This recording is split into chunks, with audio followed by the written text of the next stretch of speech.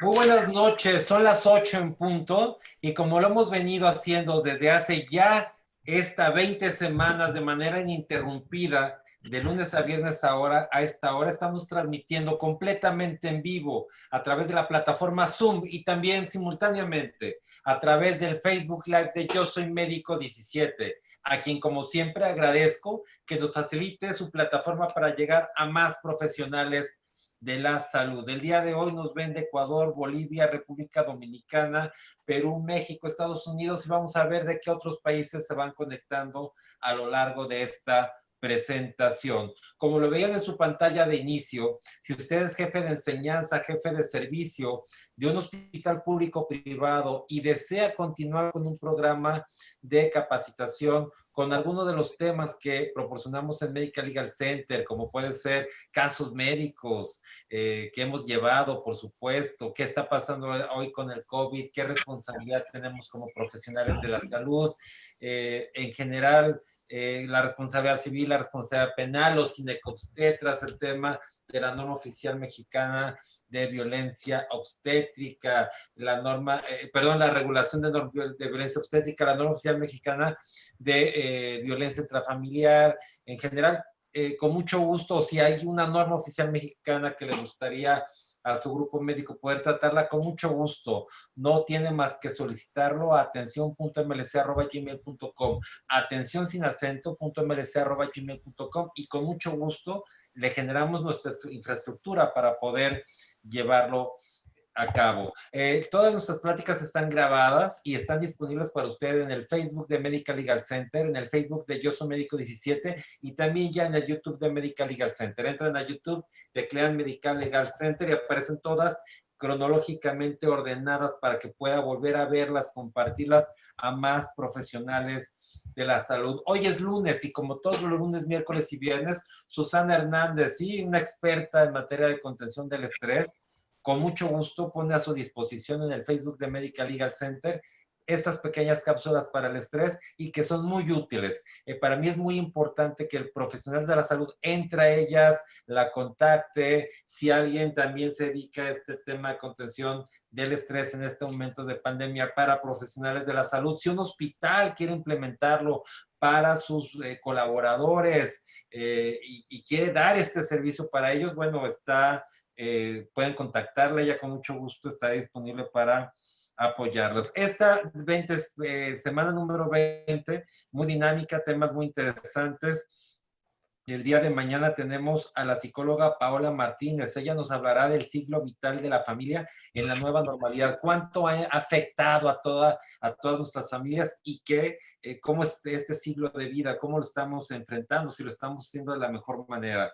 El miércoles, la licenciada en enfermería, Lakbir Singh, ella nos hablará de los traslados aéreos en tiempo de pandemia. Trabaja para la Armada de México y bueno, nos hablará cómo está el tema de los traslados en época de pandemia. Muy interesante plática. El jueves, el doctor Rodolfo Lugo Saldaña desde Monterrey, expresidente de FESORMEX, una agrupación de otorrinolaringología, y él nos hablará del manejo de la vía aérea superior durante y pospandemia viral, también interesante. Y cerramos el viernes con el doctor Mario Guzmán. Él es cirujano también del Hospital General de México y nos hablará de cirugía ambulatoria en la nueva normalidad.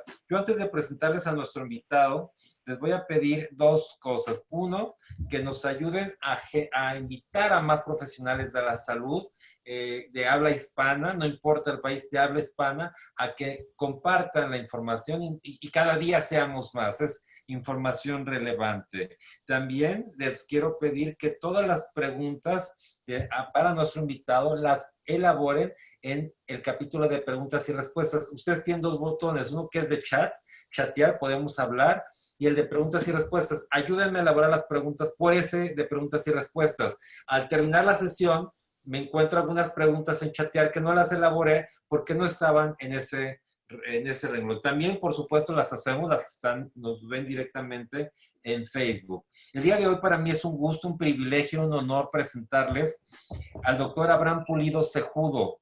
Él tiene un currículum extraordinario y bueno, me sorprendió que me mandara 3 líneas porque tiene un currículum bárbaro. Sin embargo, voy a leerlo, una breve síntesis. Él es maestro en ciencias, es cirujano general adscrito al Hospital General de México. Dice es asociado, pero también fue presidente de la Asociación Mexicana de Cirugía General, que es la agrupación nacional de cirugía más importante del país. Es profesor de posgrado de la UNAM, de pregrado de la Universidad de Anáhuac y de la Universidad La Salle. Él nos hablará de antibióticos profilácticos. Doctor Abraham, ¿cómo está? Muy buenas noches. Hola, buenas noches a todos los asistentes. Un gusto que estén aquí. Digo, un honor que me hayan invitado a participar en estos foros. Y bueno, espero estar a la altura de todos los ponentes que me han precedido y de los que van a continuar después. Seguro que sí, doctor Abraham, y por supuesto lo dejamos con el mejor público, que son los profesionales de la salud, y nos vemos en la sesión de preguntas y respuestas. Buenas noches. Listo, buenas noches, hasta entonces. Bueno, buenas noches a todos. Vamos a hablar un tema que es importante y desde el punto de vista menospreciado hasta cierto punto por algunos de nosotros, y que cobra gran importancia en relación a lo que es nuestro quehacer diario quirúrgico. Vamos a plantear los objetivos de la sesión del día de hoy.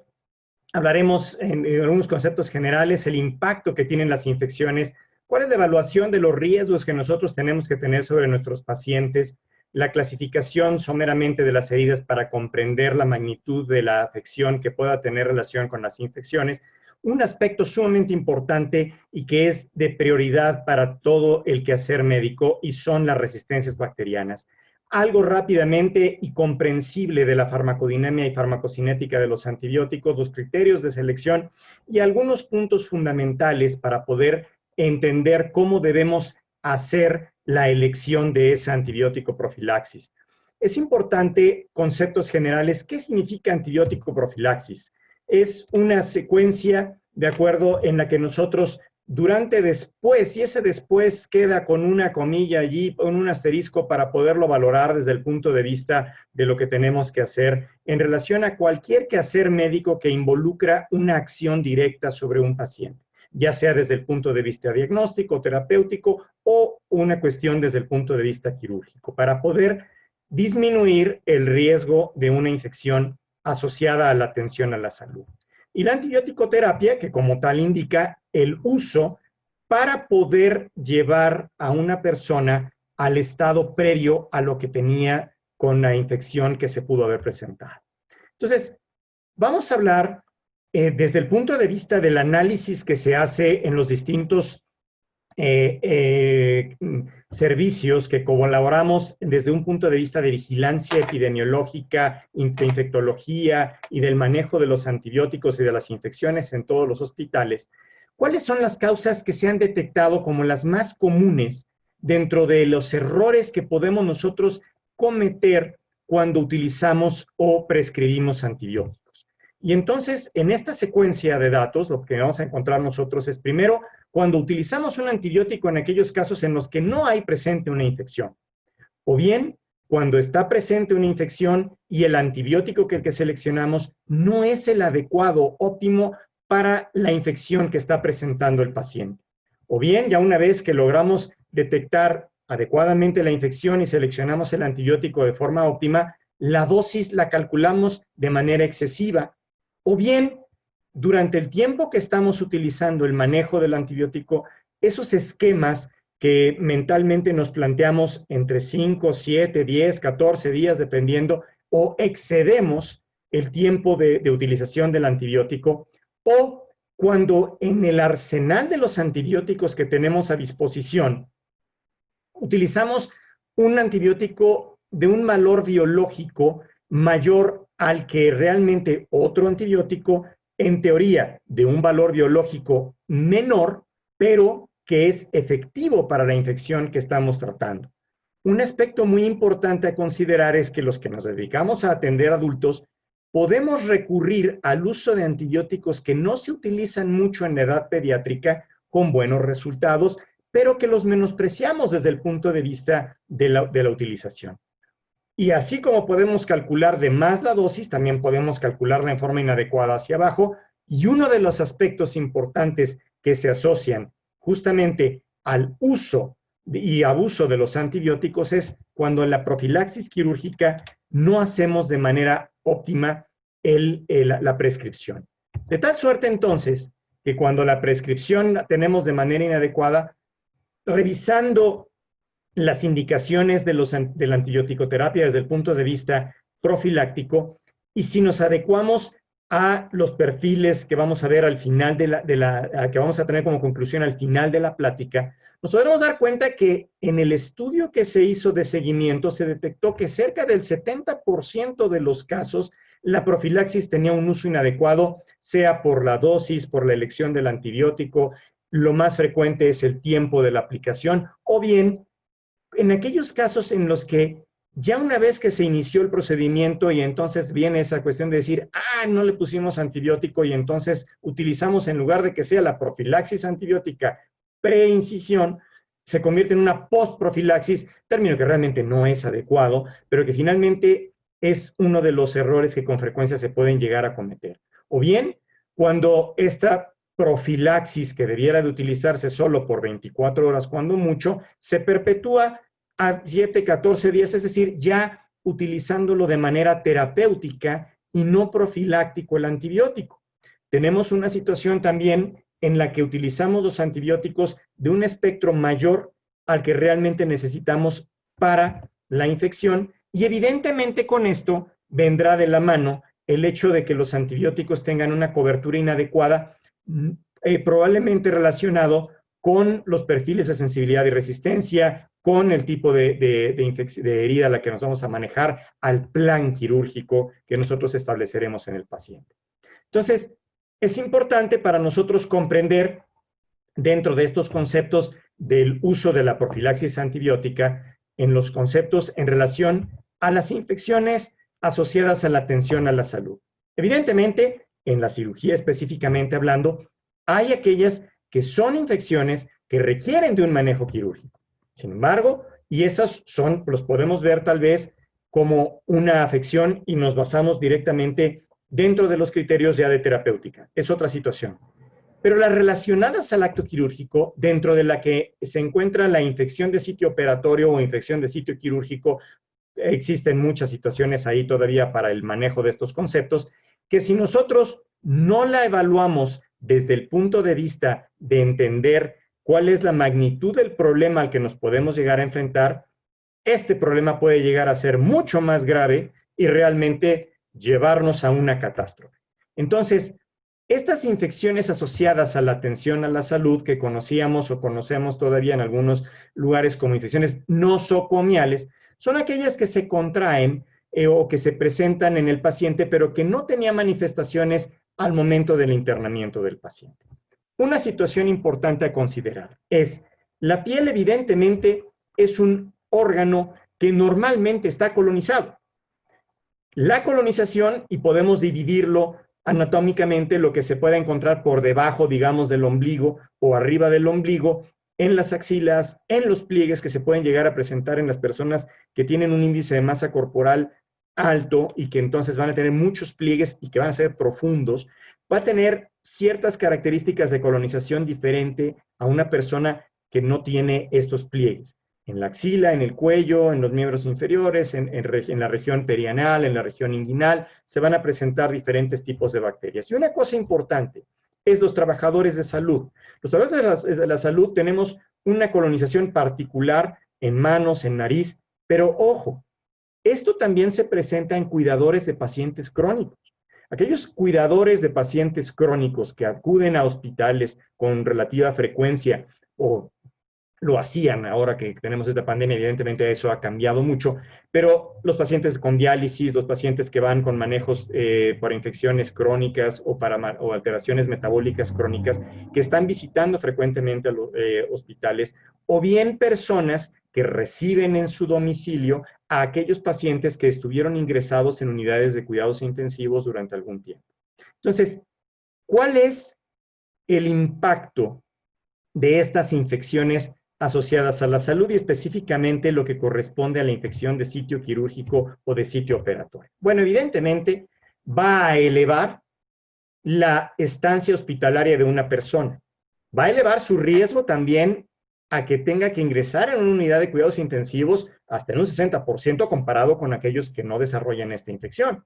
La mortalidad también se incrementa y evidentemente va a elevar el costo de la atención médica, no solamente para la persona, sino para también el sistema. De tal suerte entonces que lo mejor que nosotros podemos hacer es prevenir estas infecciones asociadas a la atención y específicamente a la cirugía, en 3 puntos fundamentales o en 3 aspectos o sitios fundamentales de incisión que nosotros podemos tener directamente para disminuir el riesgo de la presentación de estas infecciones.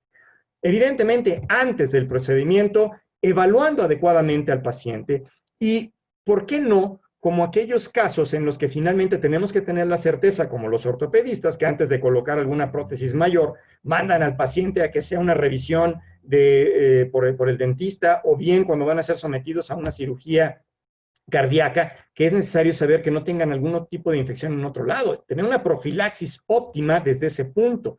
Durante el procedimiento, entendiendo que inicia el procedimiento desde el preoperatorio, y entonces nosotros tendremos que seleccionar de manera adecuada el antibiótico y utilizarlo también de manera útil, de manera óptima. Pero no es solamente esto, es el hecho también de realizar un adecuado aseo mecánico, una antisepsia, tener las técnicas quirúrgicas depuradas y adecuadas, y después del tratamiento, después de la cirugía, en aquellos casos en los que nosotros detectamos que van a ser personas que van a requerir de un manejo lateral. A grandes rasgos, nosotros podemos evaluar el riesgo que un paciente va a tener, evidentemente relacionado con el tipo de incisión, el tipo de herida que va a presentar en la división clásica de las 4, de limpia, limpia, contaminada, contaminada o bien sucia. Y nosotros vamos a darnos cuenta cómo esta infección del sitio operatorio evidentemente va a incrementar. Pero hablemos en plata en el sentido de la cuestión del día a día. Sabemos que en cirugía general, la cirugía más frecuente a la que nos vamos a enfrentar será la cirugía de vesícula y vías biliares, pero la que le sigue inmediatamente después es la cirugía de reparación de los defectos de la pared abdominal. Evidentemente entendido que el 10% de la población va a desarrollar en algún momento dado una hernia inguinal, entonces quiere decir que la cirugía segunda más frecuente que haremos será la cirugía de reparación de la pared abdominal, y lo más frecuente es que lo hagamos utilizando algún material protésico, y en pacientes que desafortunadamente van a tener comorbilidades como las más frecuentes, la diabetes, la obesidad, la hipertensión y algunos otros fenómenos metabólicos que evidentemente van a incrementar la posibilidad de que se presente una infección. ¿Habrá algunos otros promotores dentro del actuar quirúrgico que pudiesen aumentar la posibilidad de estas infecciones relacionadas a la atención y que con base en ellas tener nosotros las consideraciones para utilizar el antibiótico profiláctico? Por supuesto, y una de ellas es justamente la que vemos aquí marcada, la inadecuada profilaxis antibiótica y los cuidados de la piel, de la herida, van a hacer que incremente en hasta un 17% la probabilidad de que una persona desarrolle una infección asociada a la salud, de la atención asociada a la salud. Ahora bien, nosotros podemos utilizar diferentes estimaciones del riesgo. Podemos utilizar algunos, la hoja, la clásica que está abierta para todos en el American College of Surgeons, que nosotros podemos tener esa evaluación del riesgo, del cálculo del riesgo. Y aquí, para hacer un ejercicio, podemos colocar a un paciente de 75 años, varón, hipertenso, aumentado de peso, no lo ponemos diabético en este caso, y vemos que la posibilidad de infección del sitio operatorio es menor del 1%. Sin embargo, esto vuela por abajo de nuestro radar cuando nosotros lo principal al que nos enfocamos a considerar es el hecho de que el paciente pudiera tener una recurrencia de la hernia, pero realmente la recurrencia va a ser lo de menos. Probablemente donde termine el riesgo máximo de la recurrencia al hacer una técnica depurada para la cirugía, comience incluso el doble de la posibilidad de que el paciente presente una infección del sitio operatorio.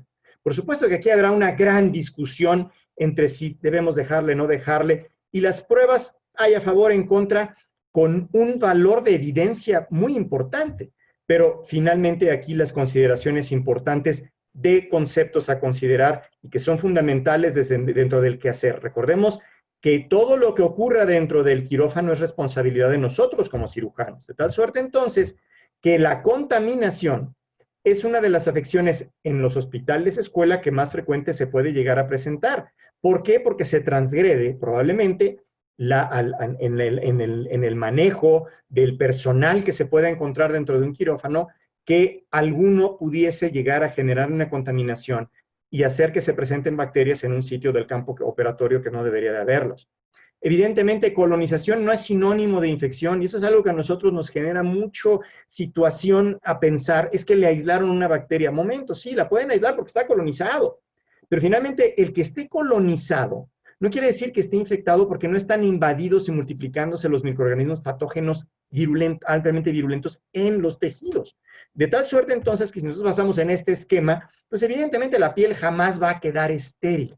Pero nosotros tenemos que hacer todo lo necesario para que esa profilaxis antibiótica se vea beneficiada con el uso adecuado de todos los mecanismos que nosotros haremos para disminuir la población bacteriana que se presenta, o hasta hongos, en la piel. De tal suerte, entonces, que básicamente se va reduciendo a una cuestión matemática, digamos, si se me permite hacerlo de esta forma. La concentración y virulencia de los patógenos, esa resistencia bacteriana que ha ido aumentando y que finalmente es importante conocer. Y hay un punto fundamental donde nosotros podemos, con base en nuestra técnica quirúrgica actual, y es qué tanto vamos a manejar y maltratar, digámoslo así, los tejidos, o hacerlo con una técnica muy depurada para que entonces la afección sobre los tejidos sea la menos intensa y genere menos problemas y dejemos menos posibilidad de que haya alguna cuestión que se favorezca una infección en ese sitio. Un cuerpo extraño, evidentemente vamos a dejar una malla, pero podemos dejar algún tipo de material de sutura no óptimo, alguna cuestión. Evidentemente va a venir con el antibiótico perioperatorio, porque la inmunidad sistémica y local del huésped podríamos manejarla con respecto a la nutrición que le demos, algunos cofactores, pero finalmente vamos a hacer muy poco en ese sentido. Y lo que nosotros dentro de la técnica quirúrgica es la adecuada selección y el uso correcto de ese antibiótico. Todo esto nos va a llevar a una toma de decisiones adecuada con base a trabajar en equipo con ¿quiénes? Con infectólogos, con epidemiólogos, con el personal de los quirófanos, que evidentemente necesita plantearnos la posibilidad de conocer cómo se están comportando las infecciones dentro de nuestra unidad hospitalaria, ejerciendo una comunicación para que tengamos un conocimiento global de la situación y entonces tomar las decisiones óptimas. ¿Por qué? Porque cuando no hacemos esto, favorecemos el que las resistencias bacterianas lleguen a la comunidad. ¿Cómo? Porque utilizamos los antibióticos en una forma no óptima. Esto va generando que se generen múltiples resistencias, que podamos tener resistencias a múltiples fármacos o a multidrogo resistente, que sería aún peor, y esto hace que exista una diseminación de esta flora resistente hacia la comunidad. De tal suerte, entonces, que esto nos va a generar mucho más riesgo de tener infecciones en apariencia de tipo comunitario, pero con un comportamiento totalmente nosocomial en una persona que no lo podríamos haber evaluado. De tal suerte, entonces, que las resistencias bacterianas es algo que nosotros tenemos que reducir y evitar porque es a lo que nos estamos enfrentando.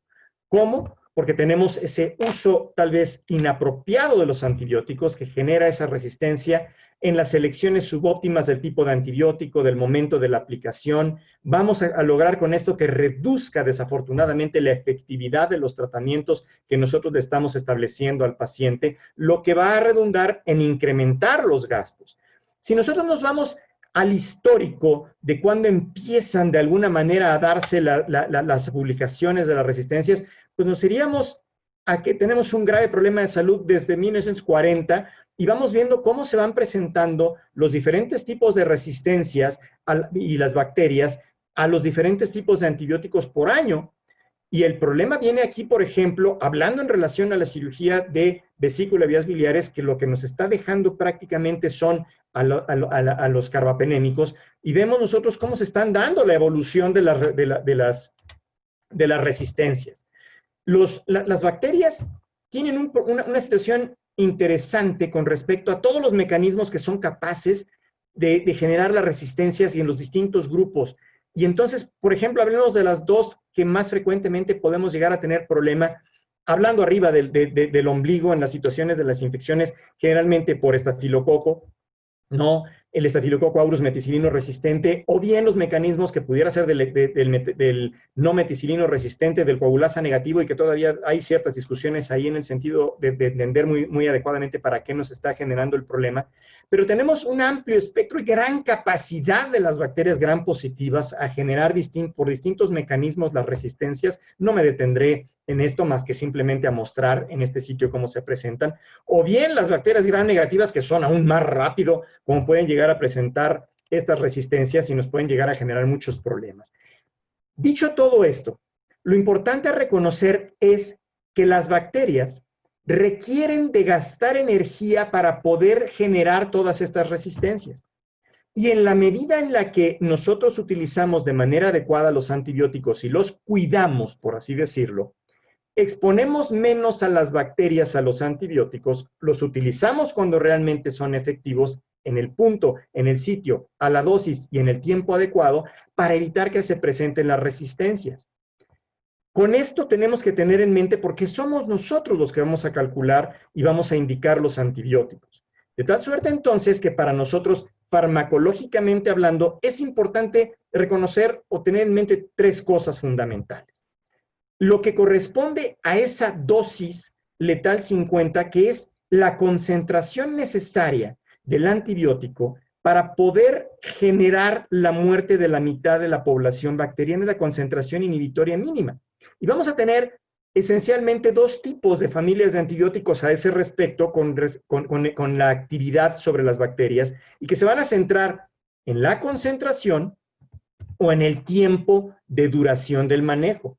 Aquí como ejemplos clásicos podríamos llegar a tener por concentración a las quinolonas, fluoroquinolonas y a los beta-lactámicos por tiempo de actividad.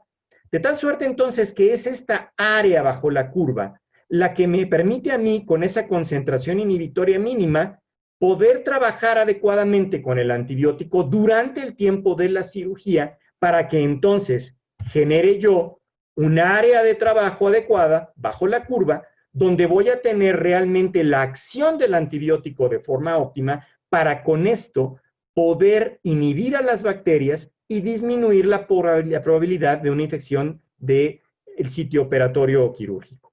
Recordemos que todos los antibióticos tienen un efecto postantibiótico que finalmente durante este tiempo, cuando lo estamos exponiendo, es cuando ya no es capaz de vencer a las bacterias, pero pueden llegar a presentarse las resistencias, de tal suerte entonces que aquí será importante conocer cuál es la dinámica de comportamiento de del fármaco dentro del cuerpo para poder entender cuánto tiempo necesitaré pasar entre una dosis o la otra dentro del acto quirúrgico para con esto poderle ayudar al antibiótico a hacer su trabajo y que de esa manera disminuyamos la probabilidad de resistencias y tengamos la menor capacidad de producir algún problema.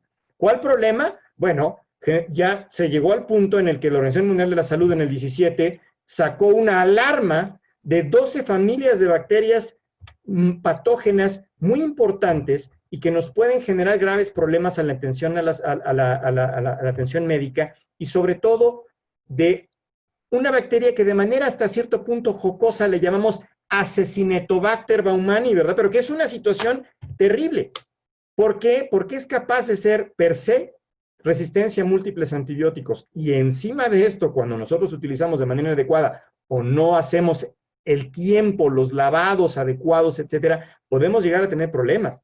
La Pseudomonas aeruginosa por situación de uso aumentado de las fluoroquinolonas o las enterobacterias con aquella situación que son de espectro extendido, de acuerdo, beta-lactamasa de espectro extendido, o bien el Staphylococcus aureus meticilino resistente, el Helicobacter pylori y algunos otros tipos de bacterias que van a tenernos o nos van a dar problemas, y en aquellos casos en las infecciones también relacionadas al uso de ventilación mecánica y que van a darnos como consecuencia también los problemas que nos van a generar un gravísimo problema. Dicho todo esto, entonces, ahora, ya que yo, con base en entender en mi hospital cuál es el perfil de sensibilidad de resistencia, cuál es el índice que estamos teniendo de infección de sitio operatorio, de infecciones asociadas a la atención a la salud, relacionadas con neumonías asociadas a ventilador, con infecciones en cateterismos, ya sea urinarios o venosos. Y esto es importante porque conociendo esto, vamos a poder nosotros seleccionar adecuadamente el antibiótico profiláctico. Y entonces vamos a enfrentar a dos situaciones: seleccionarlo adecuadamente y utilizarlo de forma óptima en tiempo. Eso quiere decir entonces que yo debo de saber que el antibiótico profiláctico debe de aplicarse en la hora previa a la incisión, salvedad hecha de aquellos casos en los medicamentos que requieren dosis de carga o que tienen que ajustarse por alteraciones que el paciente pueda llegar a tener con respecto a su función renal. Y de esa manera, entonces, a lo mejor habrá ciertas variaciones que tengamos que hacer. Pero lo importante es, desde que inicia la inducción anestésica, entonces tener la salvedad de que se aplique la dosis terapéutica adecuada. ¿Cómo debe de aplicarse? Evidentemente endovenoso. ¿Por qué? Porque me debo ir directamente a la distribución del antibiótico. ¿Con base en qué voy a hacer la selección? Con base en el tipo de la herida, cuál es el planteamiento quirúrgico que voy a tener, cuál es la flora conocida en ese sitio, en este paciente en particular, si este paciente tiene algún dato de riesgo para tener alguna infección por bacterias de tipo nosocomial, aunque venga de la comunidad, por lo que hemos comentado. Sobre todo pensemos también en aquellas personas que se dedican a trabajar en ambientes húmedos. Es más frecuente que puedan tener una infección por pseudomonas. Entonces hay que tener esas precauciones también. De tal manera que las comorbilidades, la flora conocida, las comorbilidades del paciente, obesidad, hipertensión, insuficiencia renal, diabetes, si nada más pensamos que el 16% de la población en México es diabética, pues ya tenemos ahí un riesgo importante. Las alergias conocidas, porque finalmente es importante el antibiótico que nosotros vamos a emplear en el paciente, utilizarlo de forma óptima para no ponerle en riesgo. Hablando de riesgo, ¿cuál es el riesgo calculado que tenemos en ese paciente? Y evidentemente el saber si a este paciente le hemos dado o no un antibiótico en fechas previas, ¿de acuerdo? Para entonces entender que pueda tener de alguna manera alguna resistencia cruzada o alguna otra cuestión. Dicho todo esto, vámonos a la imagen que todos tenemos los que trabajamos en hospitales de sector salud, cuando vamos a operar a un paciente en el horario de las 12:30 del día. Tenemos 8:30, 10:30, 12:30. Y el paciente se queda en ayuno desde las 22 horas del día previo. Evidentemente se queda en ayuno total, los anestesiólogos tampoco renuentes a que sea canalizado el paciente, y entonces tendrá alteraciones hidroelectrolíticas que finalmente van a darme un problema. Voy a dar la dosis adecuada, óptima, perfecto, pero el paciente tiene que estar perfectamente bien hidratado. ¿Por qué? Porque si mi paciente no está perfectamente bien hidratado, cuando yo le dé el manejo del antibiótico, lo que yo necesito es justamente adecuar que esta hora previa es para que por vía endovenosa el volumen de distribución del antibiótico sea pleno. ¿Qué es ese volumen de distribución? Pues no es otra cosa más que la división entre la dosis que utilizamos con la concentración plasmática, para que entonces entre más grande es el volumen de distribución, quiere decir que más se encuentra en los tejidos. Pero esto también obra en función del tiempo y el estado de hidratación de mi paciente. Luego entonces fundamental será que yo conozca cuál es el volumen de distribución acorde al planteamiento que yo voy a necesitar para poder utilizar el antibiótico óptimo. Ahora bien, ¿con quién me debo de poner de acuerdo para poder interactuar y saber en el hospital donde voy a hacer el procedimiento, pues a qué me voy a enfrentar?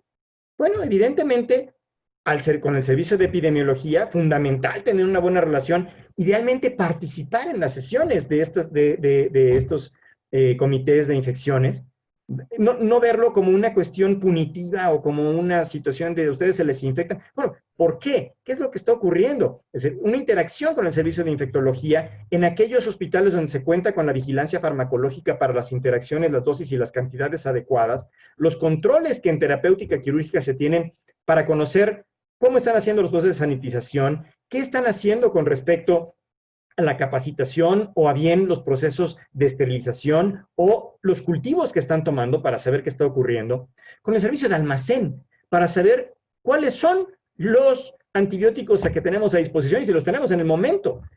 Todo esto genera esos comités interdisciplinarios que son fundamentales. ¿Para qué? Para que entonces yo pueda saber aspectos importantes. ¿Cuáles son los perfiles de sensibilidad y resistencia de las infecciones de sitio operatorio que se están presentando? ¿Cuáles son los porcentajes de las infecciones asociadas a la salud y dentro de esto la infección de sitio operatorio y sitio quirúrgico? Y saber cuáles son las bacterias más frecuentes y los perfiles de resistencia que están teniendo. Por ejemplo, en mi hospital, en relación a las bacterias gram negativa, a E. coli, 60% es resistente a la ceftriaxona. Quiere decir que ponerle ceftriaxona y agua prácticamente sería lo mismo. Ojo, cuando se trata de bacterias de comportamiento nosocomial, no de comportamiento comunitario. E importante es también la disponibilidad del antibiótico. Y somos nosotros los que tenemos que seleccionar adecuadamente el antibiótico. Evidentemente, habrá instituciones donde tienen sus cartabones muy clasificados y es difícil poder meter alguna situación de movilizarse, pero eso se toma con base en todos estos estudios para poder establecer que la selección tiene que ser de un medicamento activo contra los microorganismos más frecuentes, con la dosis óptima, que tenga yo la seguridad de que el paciente lo va a tolerar, que no tenga ningún problema, con un periodo efectivo de manejo para disminuir también los efectos secundarios. Y entonces me voy a encontrar con determinar cuáles son las familias de antibióticos que yo puedo llegar a utilizar con respecto a las infecciones a las que me voy a tratar. Bueno, finalmente no hay una receta de cocina óptima única para poder entender si yo no llevo a cabo primero todo el ejercicio de conocer mi plan quirúrgico y el tipo de bacterias a las que me voy a enfrentar para poder seleccionar los antibióticos.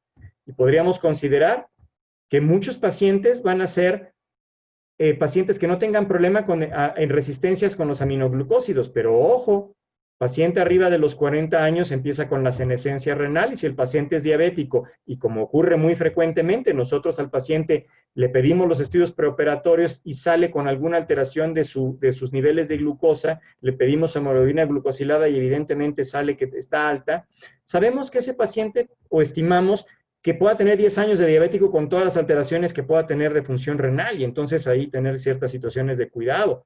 Lo más frecuente es cefalosporinas, de primera generación contra gram positivos, de tercera generación o de cuarta generación incluso, o incluso betalactámicos en situaciones de cirugía de hígado, vesícula, vías biliares, ¿no? Macrólidos o incluso lincomicinas que pudieran llegar a utilizarse, ¿de acuerdo? Quinolonas, fluoroquinolonas, que son tal vez las que más frecuentemente se han utilizado y que desafortunadamente nosotros mismos les dimos en la torre porque en el uso de las quinolonas, específicamente contra gram negativos, como es el ciprofloxacino, se utilizó mucho al inicio para infecciones de vías aéreas superiores y esto entonces generó múltiples resistencias desafortunadamente y son cruzadas.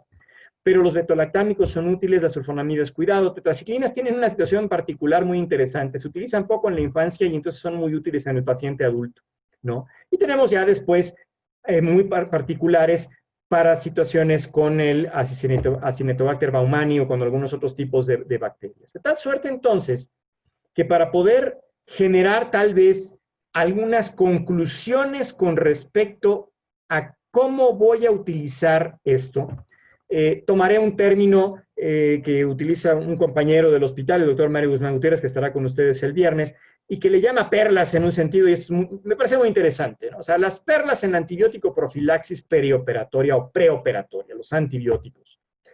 Los vamos a utilizar junto con todo nuestro criterio quirúrgico y la actividad adecuada para prevenir o reducir la incidencia de infecciones de sitio quirúrgico. Ojo, recordemos, y esto lo podrá explicar mucho mejor el licenciado Dávila que yo, aquella situación de decir o de echar en el saco de esto es la infección es inherente al procedimiento, sí, siempre y cuando hayas hecho todo de manera perfecta y correcta. Y entonces sí, pues era inevitable.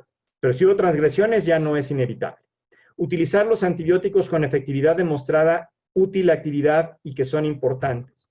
Saber y evaluar adecuadamente para minimizar los riesgos, cuáles son los efectos en la flora nativa y los mecanismos de defensa que tienen dentro del paciente, dentro de la institución, para que nosotros podamos seleccionar adecuadamente cuáles son los potenciales eventos adversos que se puedan llegar a presentar junto con la actividad anestésica que se va a utilizar en el paciente, cuánto tiempo ha tenido ese paciente en hospitalización o cuánto tiempo permanecerá, y evidentemente todo basado en la situación de utilizar en costo-beneficio la mayor capacidad terapéutica al menor costo posible, o bien la mayor actividad biológica con el menor demérito de la actividad, o cuidando los antibióticos para que el costo desde el punto de vista de la actividad de los antibióticos lo resguardemos.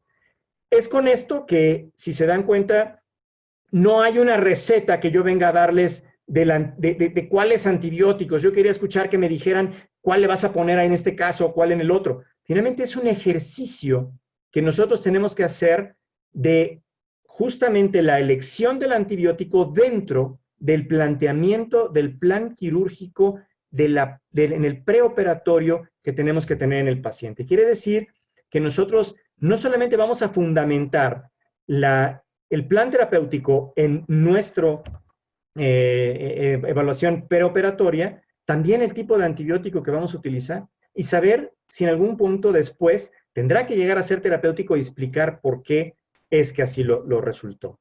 Con esto, licenciado Ávila, pues quedamos listos para la sesión de preguntas y respuestas. Ay, doctor Abraham, qué bárbaro, ¿no? Increíble la plática. Y digo, pues complejo, digo, no es tan fácil elegir un antibiótico profiláctico. Primero, ni siquiera saber cuándo indicarlo, la verdad que no es tan sencillo. Y bueno, muchas preguntas, doctor Abraham. Tengo al doctor Victorino Morales, nos pregunta, ¿cuándo usar un bacteriostático y cuándo un bactericida? De acuerdo. ¿Cuáles son las características que tiene mi paciente de resistencia? ¿Qué tipo de invasión voy a hacer? Y finalmente, esta situación de determinar hasta dónde voy a continuar con el bacteriostático, si es útil o no. Entonces, aquí la situación, por ejemplo, viene con las sulfas o algún tipo de medicamentos de este tipo que tal vez no se usan mucho, tienen menos resistencia, podría yo utilizarlo. Podríamos pensar que si mi paciente no tiene una comorbilidad que le favorezca en gran medida a desarrollar una infección, quiere decir que yo podría tal vez utilizar un medicamento útil con menor valor biológico. Este término a veces es difícil de poderlo comprender, ¿no? O usar, porque dices, ¿cómo de menos valor biológico? Pues no tiene sentido. Y entonces el paciente tendrá realmente una adecuada profilaxis.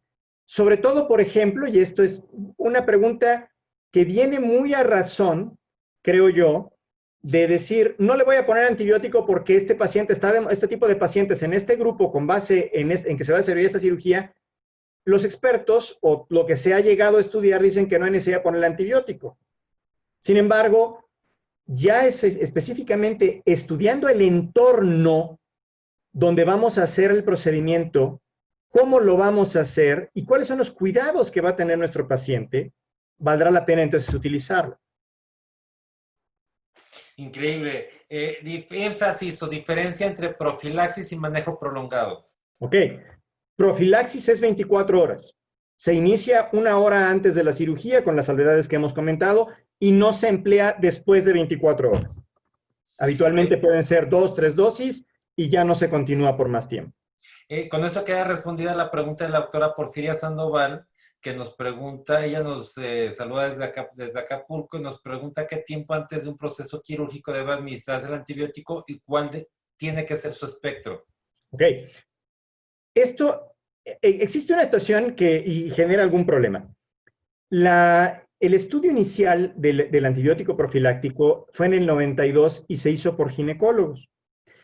Y entonces muchas personas cuestionan y dicen, bueno, es que ese artículo es muy viejo, pero el que no podamos nosotros modificar con base en estudios que se han realizado lo que se hizo en el 92, pues más bien refuerza lo que se hizo en el 92. O sea, se ha corroborado que tiene que utilizarse en la hora previa, no antes. O sea, si yo se lo pongo 2 horas antes, ya no es adecuado, porque se ha visto que favorece la posibilidad de presencia de resistencias en modificaciones de flora.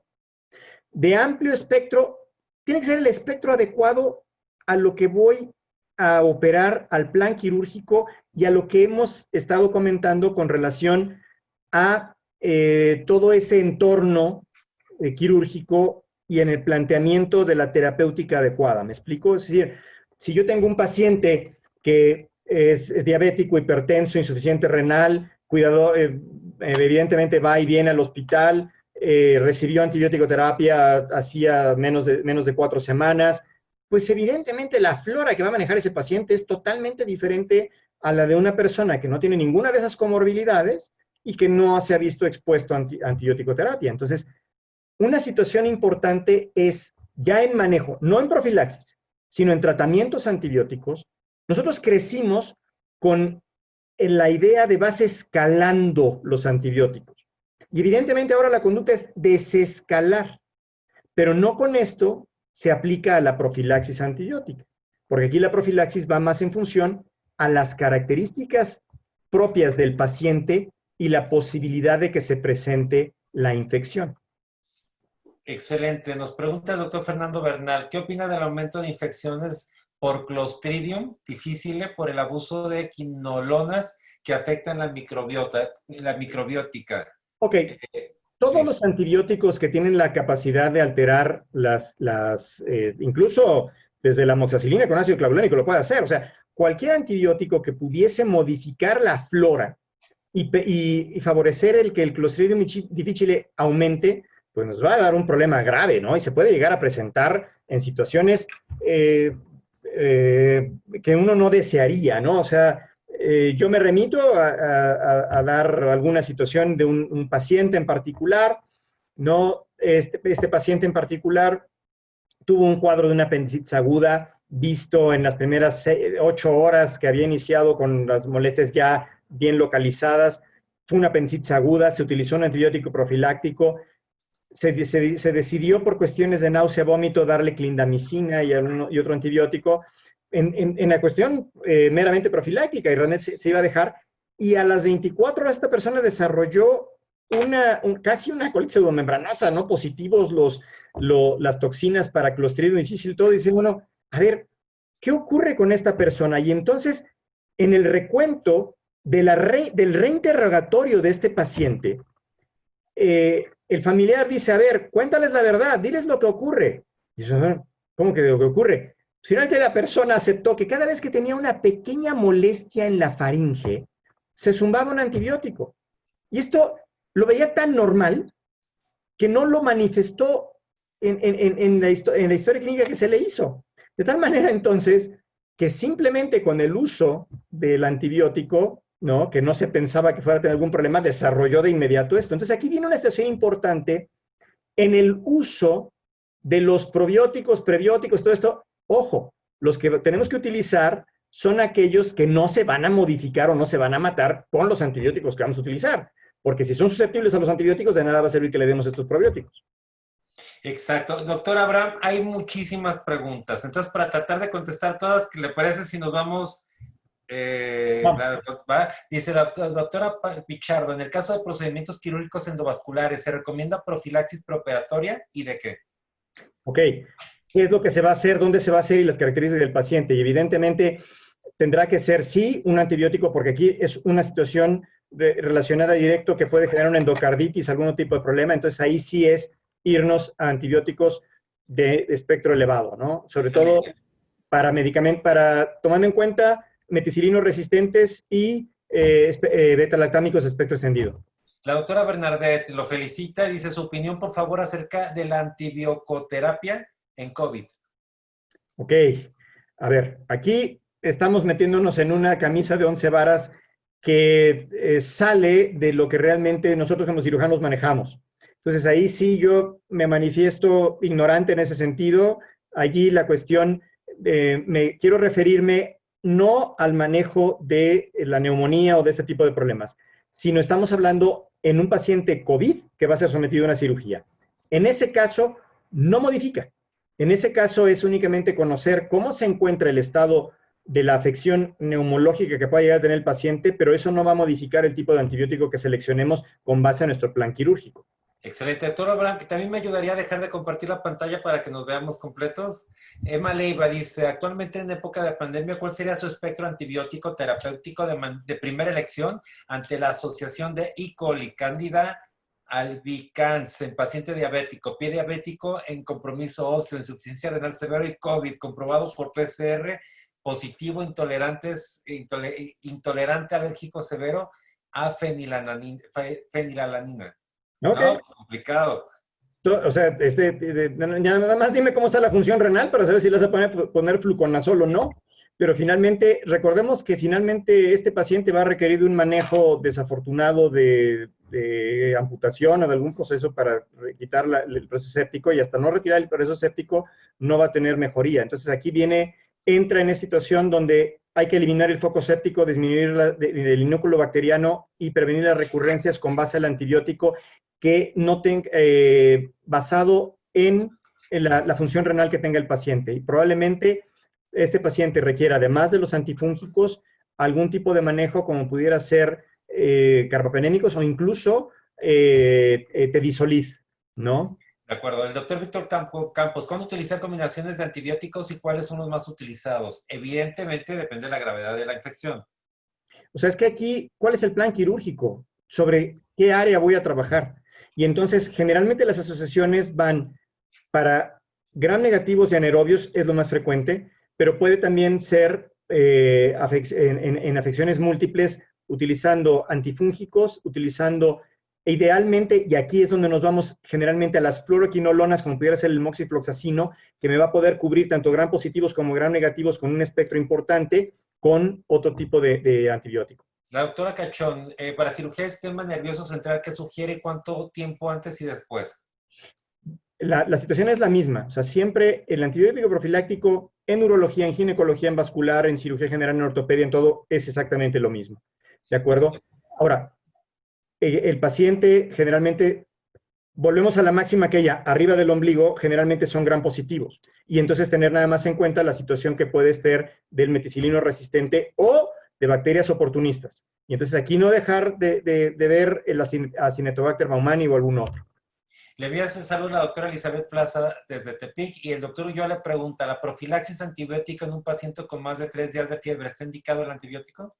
Ese paciente, si la fiebre es por un proceso séptico, pues entonces ya no es profiláctico. O sea, dependerá de cuál es el foco séptico que tenga el paciente. Y evidentemente es un paciente, como vimos al principio, ya no es colonización, ya tiene invasión y reproducción de los microorganismos en los tejidos. Entonces habrá que saber cuál es la infección, y ese ya no es profiláctico. Ya se va a iniciar y es terapéutico. La doctora Alma Rosa Ávila, en un paciente con un procedimiento quirúrgico X que posteriormente reingresa con herida infectada, ¿cuál sería el antibiótico de primera elección ideal en ese momento? ¿Dónde fue la cirugía? Es decir, si fue una cirugía donde el involucro fue más hacia gram negativos o hacia gram positivos, y llamará la atención una cuestión, porque uno pensaría, ¿qué es lo más frecuente aislado en las infecciones de reparaciones de la región inguinal? E. coli. Y entonces uno dice, bueno, si es E. coli, ¿cómo puede ser posible si es una infección limpia y nosotros no tuvimos manejo del tubo digestivo? Finalmente está cerca de la región, por debajo del ombligo, cerca de la región perianal, y entonces, o inguinal, y de esta manera es que entonces nosotros observamos que es más frecuente la E. coli. Entonces, ¿dónde fue la afección? Y evidentemente tomar el cultivo. Y el cultivo no es el pus lo que vamos a mandar, porque el pus puede ser estéril, sino tenemos que tomar adecuadamente el cultivo. Ahora, dependiendo de las características del pus que obtengamos y de la infección, cómo se presentó, no hay que esperar al cultivo, porque la elección del antibiótico tiene que ser óptima desde el principio, de manera empírica, que es un término que no me agrada porque no es empírico, porque nosotros lo damos con base no es al azar, sino es un antibiótico que se va a emplear evidentemente para el tipo de infección que se pueda ahí estar presente. De acuerdo. Yo sé que requeriría más información en cada caso, pero vamos a ver en qué podemos orientar. La doctora Judith Hernández, paciente femenino, 9 años, con infección recurrente de vías urinarias por E. coli. Se le ha dado tratamiento médico de acuerdo a resultados de antibiograma y cultivo de orina tratada con tratamiento profiláctico con macridantina 50 miligramos. Y sigue con el problema. ¿Qué sugiere? Que la tiene que ver un urólogo pediatra. Esa paciente tiene una malformación, no es normal que tenga más de 2 infecciones de vías urinarias. Es más, con la primera ya tendrían que andarle haciendo una uretrocistografía retrógrada. O sea, esa paciente tiene una malformación congénita que está haciendo que se presente la infección, y se le va a seguir presentando hasta que no la corrijan. El doctor Utov de Reynosa, el problema de los médicos es no conocer la flora del sitio afectado en cirugía de urgencia, y en cirugía electiva es importante saber el índice de infección del sitio quirúrgico del hospital donde está trabajando uno y sobre todo los gérmenes más frecuentes causantes de la infección, así como la resistencia a antibióticos. Dice Tiene toda la razón. el doctor Juan Julio, lo felicita, dice, en la actualidad la microbiota y su estudio actual limitará la profilaxis. Juan Carlos Garza dice, excelente ponente, le pregunto si el antibiótico se usa posterior a la cirugía sin factores de riesgo de la paciente, ¿se le sigue llamando profilaxis o terapéutica con esto? Ya es terapéutico. O sea, acuérdense que lo puse muy de manera chusca, si quieren decir, postprofilaxis no existe. O sea, si yo no lo utilicé de manera profiláctica adecuada, ya no es profiláctico. O sea, ya, y eso ocurre mucho cuando dice, oye, ¿le pasaste el antibiótico? No, pues pásaselo. Pero ya no es profiláctico. O sea, va a ser un ansiolítico muy bueno, pero no es profiláctico. Le manda, esta pregunta, primero lo felicita el doctor Alfonso Pérez Morales, a quien le mandamos un abrazo fuerte. Y bueno, lo tuvimos aquí invitado, extraordinaria también su plática, mucha gente, muchas preguntas. Y la pregunta es, ¿la profilaxis se aplica una hora antes de la cirugía? Entonces, ¿cuándo ocupar dosis de refuerzo en el esquema de profilaxis? Ok, aquí la situación es la siguiente. Hay que estimar cuál es el grado de, primero el tiempo operatorio, evidentemente, y el grado de exposición de la cavidad abdominal que va a hacer que la vida media del antibiótico sea menor. Siempre tener en mente esa situación del área bajo la curva, donde tenemos que estar trabajando por arriba de la concentración inhibitoria mínima.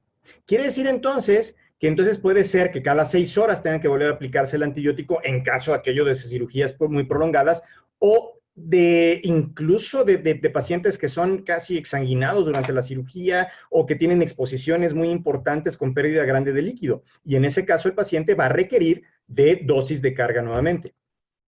Excelente. Nos preguntan, bueno, yo lo entiendo, pero se lo aclaramos el doctor Jesús Chávez, ¿a qué se refiere con ir escalando Ok, lo que antibióticos? ocurre es que esta situación era que nosotros iniciábamos con un antibiótico que considerábamos de un valor biológico bajo y luego con base en la evolución del paciente íbamos aumentándolo. Entonces podíamos acabar en teoría con un medicamento con un nivel biológico muy alto. El problema es que finalmente cuando lleguemos a eso no vamos a modificar ni las comorbilidades ni la mortalidad general de este paciente. Entonces por eso se planea mejor utilizar un antibiótico con un espectro y valor biológico óptimo y dependiendo de lo que presente el paciente, de ahí eliminarlo o irlo desescalando en el caso de los cultivos. Y sobre todo esto es en las infecciones. Esto no es tanto en la profilaxis, sino ahí dependerá del paciente. O sea, si el paciente tiene una situación de riesgo elevado, digo, no sabes que este paciente va a tener, no tiene una flora normal, este paciente va a tener una flora evidentemente de tipo nosocomial, entonces me voy a un antibiótico de un valor biológico alto en la profilaxis, ¿de acuerdo? Para realmente tener un beneficio. De acuerdo, el doctor Juan Olmos de Coatzacoalcos, ¿por qué a pesar de la profilaxis adecuada, muchos compañeros continúan indicándole al paciente antibiótico durante una semana más? ¿Tiene algún beneficio? No, y va a favorecer el que se presenten resistencias. Y puede Doctor, favorecer, dependiendo de la alteración que tenga sobre la flora, puede favorecer el que se presenten alteraciones, como decía el doctor Bernal, de Clostridium. el doctor Nájera, ¿qué opina de la profilaxis en las infecciones virales como la que se vio hoy con COVID? Vamos, volvemos a lo mismo. O sea, no modifica. O sea, el paciente con apendicitis tiene apendicitis y además tiene COVID, evidentemente. Pero el comportamiento biológico de su apendicitis hacia el COVID lo va a alterar, por supuesto. Pero finalmente las bacterias que están no se van a modificar por el COVID, son las mismas. De acuerdo. Lucila Valderas, en el caso de pacientes con COVID y cirugías de urgencias, ¿hay una bacteria con la cual se hayan complicado más frecuentemente? Las mismas de siempre, eso no ha modificado, o sea, la flora sigue siendo la misma. El virus no ha hecho que se modifique la flora infectante en las cirugías de urgencia. Andrei Sakov, a quien enviamos un abrazo fuerte hasta Chiapas, pregunta si son necesarios antibióticos orales postquirúrgicos en cirugía plástica.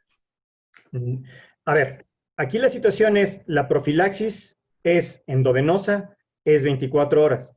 O sea, finalmente es el tiempo de vigilancia del paciente. Si se consideró que se tenga que emplear terapéutico el antibiótico, ya es otro boleto. Aquí el doctor Serafín dice, era profilaxis, la plática no era de cómo tratar infecciones, dice, esa es materia de otra plática, pero bueno, usted siempre lo tenemos aportando. El doctor Utov, ¿qué opinión tiene de un antibiótico excelente que se ha dejado de usar? Cloranfenicol, que es útil para gram positivo, gram negativo y anaerobios. Tiene una excelente eliminación por vías biliares. Tomando en cuenta, por ejemplo, que en México los carbapenémicos evidentemente tienen una adecuada eliminación por vías biliares y las cefalosporinas de tercera generación menos. Las que tienen mejor eliminación por vía biliar son cefotatán y cefamandol, que no las tenemos en México, son de segunda generación. Pero el cloranfenicol, así como la eritromicina, tienen una excelente eliminación por vía biliar. Y si nosotros evaluáramos las resistencias a estos antibióticos serían muy bajas. Y la posibilidad de que se presente el síndrome gris y todas estas cuestiones, o las aplasias medulares, o todas estas cuestiones que son las frecuencias en anglosajones, es menor. Sergio tiene razón en eso que está comentando, y es algo que finalmente en los pasos de visita, de pronto con los residentes, lo platicamos.